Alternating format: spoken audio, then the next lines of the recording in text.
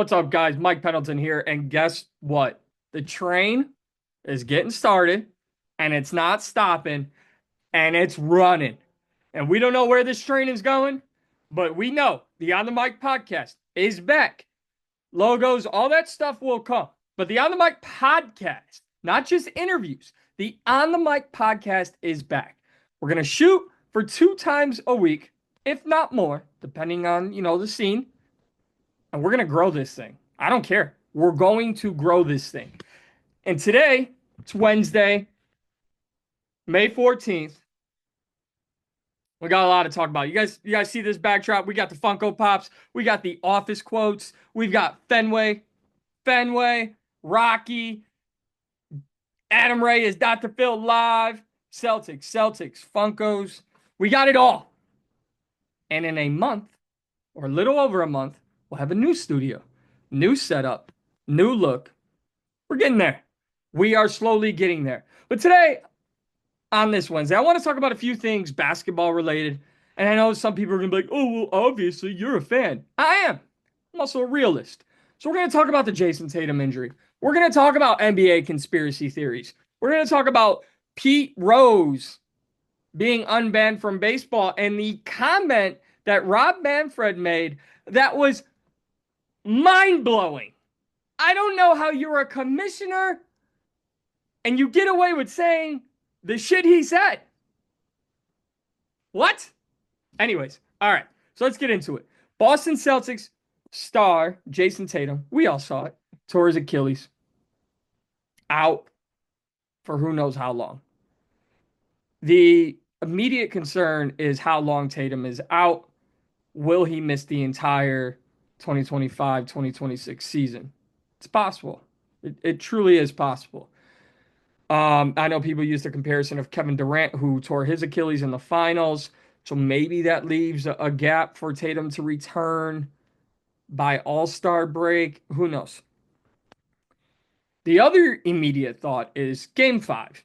Game 5 tonight at the Garden, not Madison Square Garden, at the Garden. Celtics down. And now everyone in that locker room, you have a day in between games right now. You had Monday, Game 4.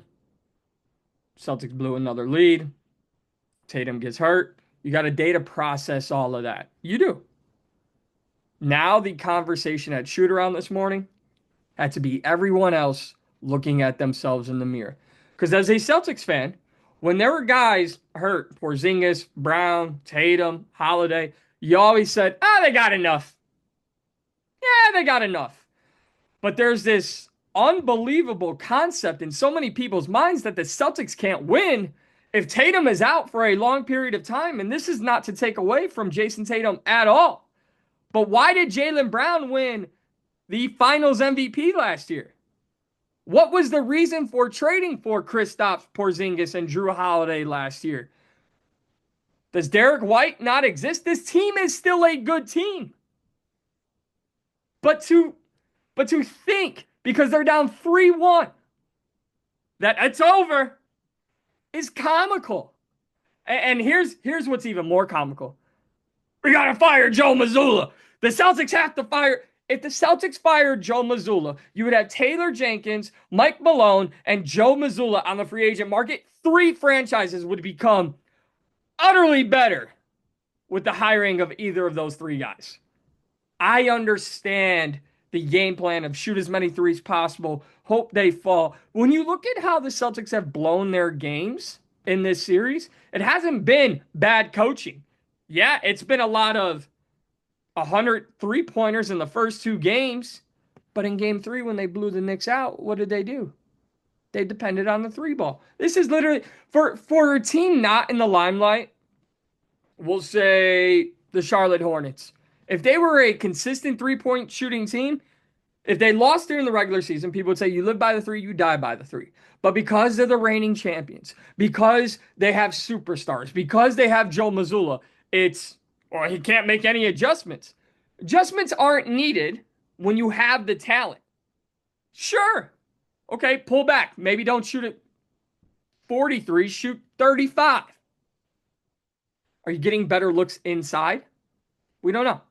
This team has been built to play the way they play. So going into game 5, Jayson Tatum, you will be missed. But now what? Now who's the guy? It should be Jaylen Brown. Do you know how many teams would see one of their top players go down and go, well, we got the finals MVP. We're good. We got the finals MVP. No one is saying about that about this Celtics team. No one. They're saying, oh, it's inevitable. They're going to lose.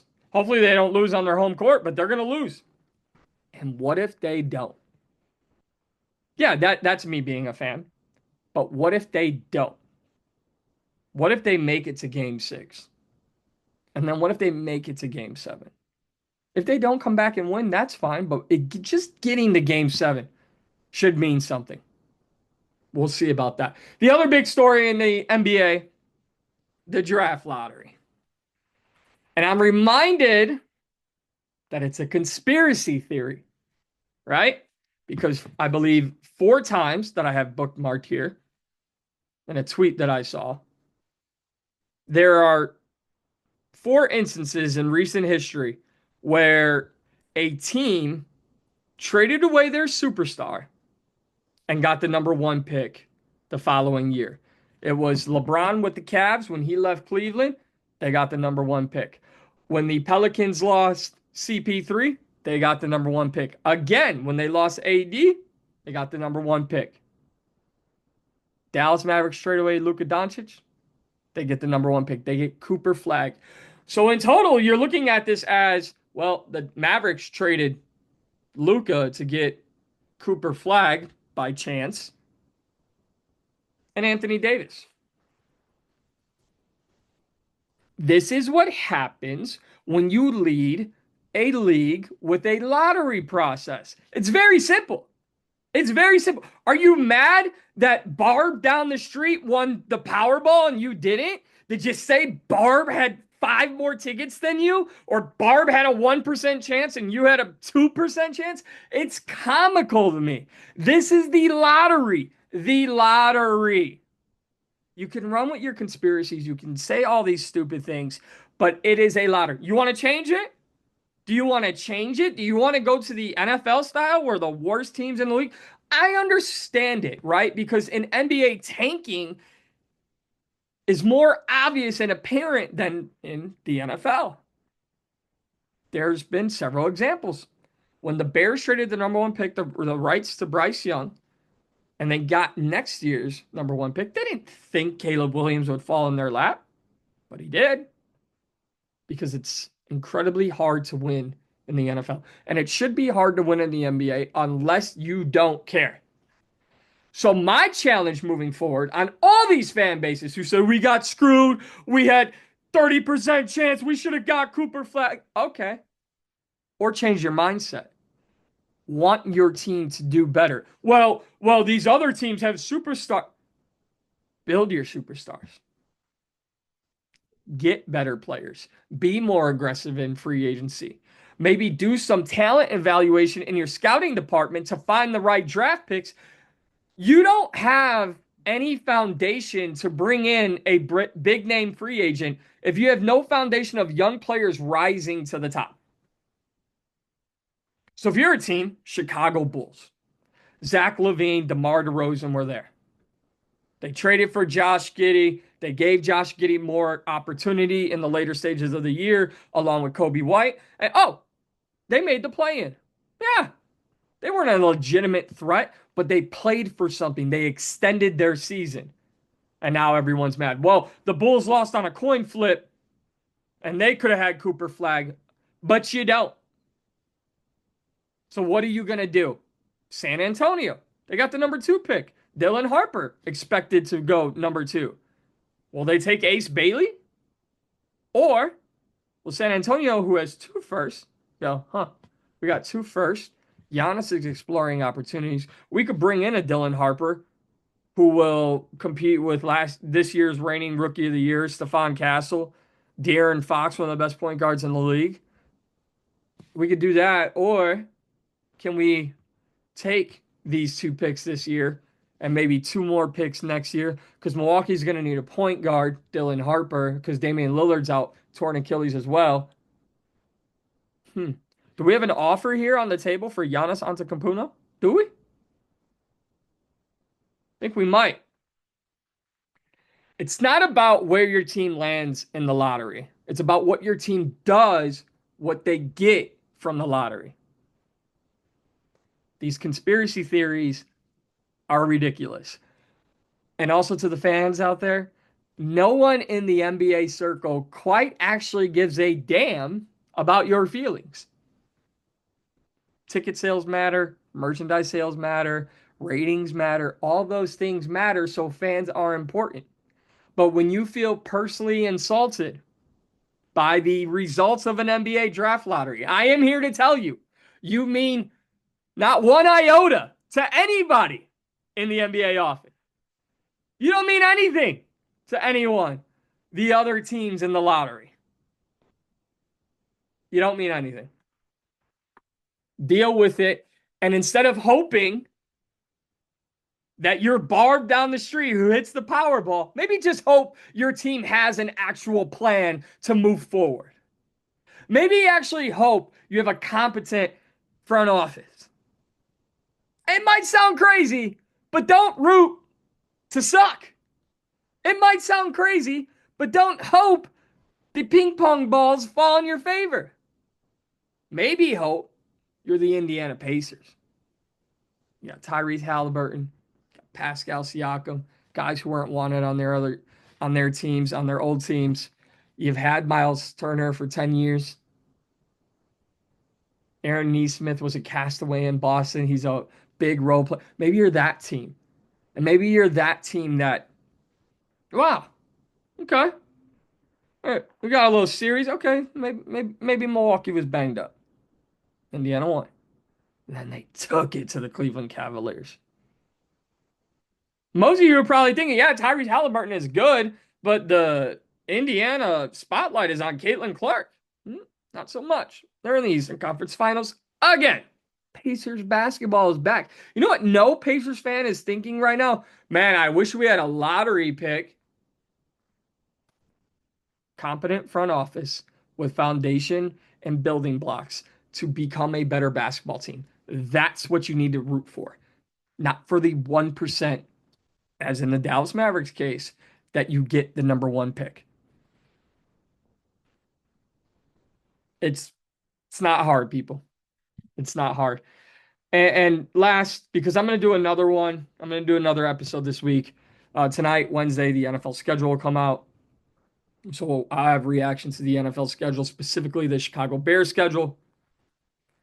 And I want to talk about this quote specifically from MLB Commissioner Rob Manfred. Now, yesterday it was announced Pete Rose and Shoeless Joe Jackson are unbanned from baseball, both of whom have left this world. They have passed away.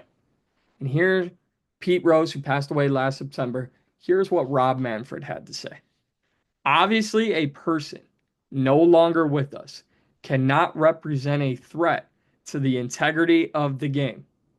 Moreover, it is hard to conceive of a penalty that has that has more deterrent effect than one that lasts a lifetime with no reprieve. But I'm going to go back to that first part. Obviously, a person no longer with us cannot represent a threat to the integrity of the game. And in 2028, which is, I believe, the first year in which Pete Rose will be eligible for the Hall of Fame, on MLB Network or on ESPN, you're going to come into a program that's going to say, the MLB 2028 Hall of Fame class brought to you by DraftKings. Here are your winners. Here are your new members of the Hall of Fame. And I understand the landscape back then is different than it is now, but to wait for someone to die to call them no longer a threat when he hasn't been a threat in years because he's been out of baseball for years, he's been well after his playing age. Rob Manfred, that is a disgusting way to say, well, he's gone, so now we're going to make it right. That to me not only shows admission of, all right, we'll do it. It shows disrespect. And it's quite actually, in my opinion, it's a very disgusting comment to make. Very disgusting. Hey, Pete, now that you're dead, you're no longer a threat to the integrity of baseball. Pretty sure that stopped a long time ago with Pete Rose. Pretty sure Pete Rose found other ways to financially keep himself afloat. There's doing what's right at some point, and there's doing what's right when it's right. And a lot of people will celebrate Pete Rose and his potential hopeful Hall of Fame induction. But what about now all the steroid users? What about everyone who's been caught, the Barry Bonds, all of these guys? What about those guys? What about, much like the NBA draft lottery, changing your system? Change that. Stop having disgruntled writers on your panel. Oh, he cheated the integrity of baseball. The juiced up hitter was going up against a juiced up pitcher.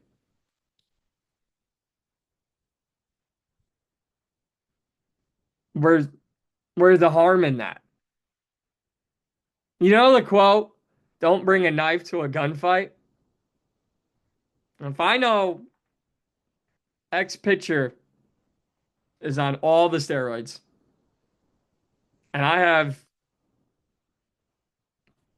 pretty good skills at the plate, why wouldn't I?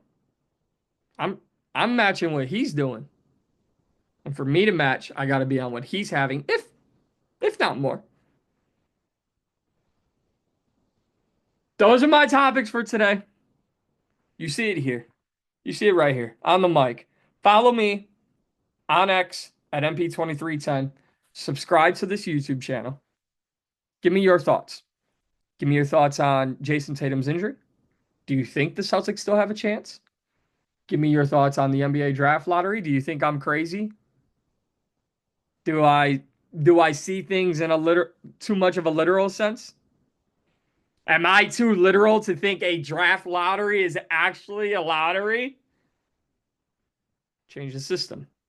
Root for your team to do better. Root for your team to have a better plan in place. And then let me know your thoughts on Rob Manfred, because I was disgusted reading that quote. Follow me on X at MP2310. You'll see clips on Instagram and TikTok. Follow me there as well. We'll get this podcast out ASAP. And there's going to be a lot more coming for this show, myself. You can find my written work on bearswire.com, celticswire.com, and a few other places, MMA, suredog.com, and a couple others that will be announced mainly on my Twitter. You could follow me there. Once again, X at MP2310. We'll do interviews. We'll absolutely do interviews. But podcast, minimum twice a week. This channel is going to get right. This guy is going to be creating content. Because what is the purpose of having social media if you're not social? Follow me, and until next time, we'll see you soon, everybody.